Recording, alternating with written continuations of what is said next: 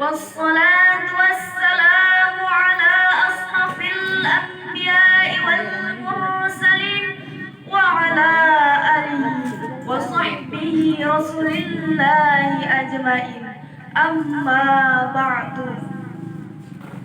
Yang pertama-tama dan yang paling utama, marilah kita ucapkan puji syukur kita atas kehadirat Allah Subhanahu wa Ta'ala yang mana telah memberikan kita nikmat kesehatan, keselamatan, bahkan keringanan langka untuk berkumpul di acara yang begitu istimewa.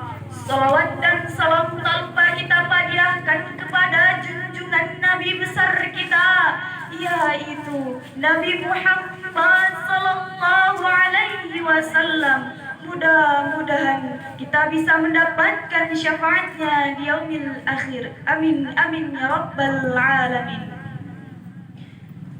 Yang saya hormati Dewan Hakim yang arif dan bijaksana, dan yang saya hormati hadirin wal hadirat rahimakumullah. Berdirinya saya di sini untuk menyampaikan pidato yang berjudul Dekati Al-Quran, hatimu akan tentram. Membaca Al-Quran dengan penuh perenungan dan mentadaburinya adalah kunci kebahagiaan. Ia berisi tentang petunjuk, hadir sebagai cahaya hati sekaligus penawar atas semua yang ada di dalam jiwa.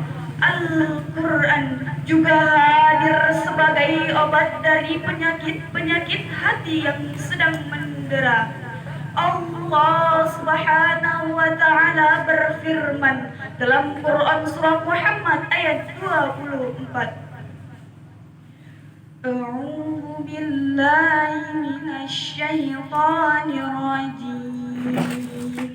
Bismillahirrahmanirrahim. Afala yatadabbaruna al-Qur'ana am 'ala qulubin aqfaluha, yang artinya, apakah mereka tidak memperhatikan Al-Quran, ataukah hati mereka terkunci? Hadirin wal hadirat rahimakumullah. Allah menurunkan Al-Quran ke bumi bukan untuk dibaca di lemari, tetapi untuk dibaca dan dipelajari setiap hari. Karena Al-Quran akan menyelamatkan kita ketika di dunia maupun di akhirat. Al-Quran juga akan memberikan petunjuk sekaligus jalan yang lurus. Dalam hal ini Allah juga berfirman dalam Quran surah Al-Isra ayat 9. Bismillahirrahmanirrahim. Inna hadzal Qur'ana yahdi lillati hiya aqwam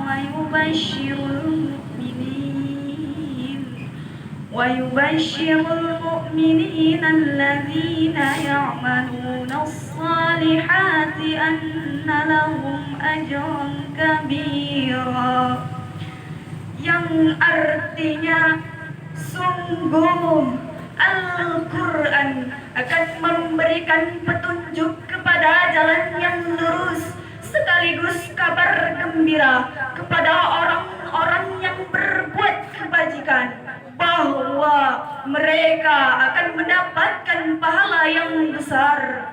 Hadirin wal hadirat rahimakumullah. Kedamaian hati hanya akan didapatkan ketika bersama Allah, ketika menambatkan segala masalah dan kebahagiaan hanyalah kepadanya. Tenang dalam artian emosi menjadi teduh tanpa ada rasa memberontak. Kedamaian hati hanya akan didapatkan ketika membaca firman-Nya sekaligus membaca petunjuk-Nya. Cobalah sejenak kita mendengarkan lantunan merotal ketika hati sedang galau, tentu akan muncul ketenangan pada diri kita. Berbeda halnya dengan seseorang yang ketika galau tetapi malah mendengarkan musik melankolis, pasti hati akan tambah meringis. Betul?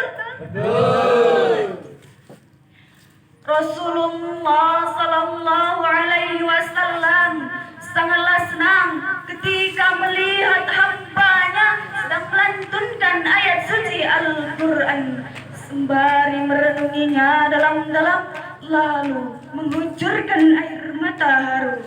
Lantas, bagaimana respon kita terhadap Al-Quran hari ini?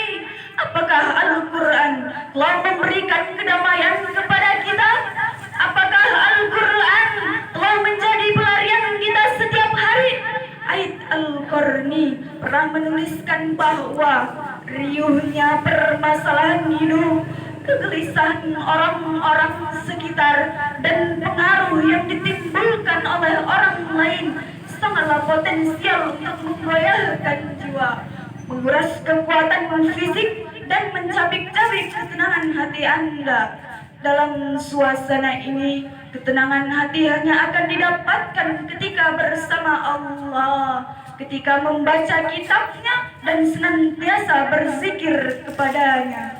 Hadirin wal hadirat rahimakumullah.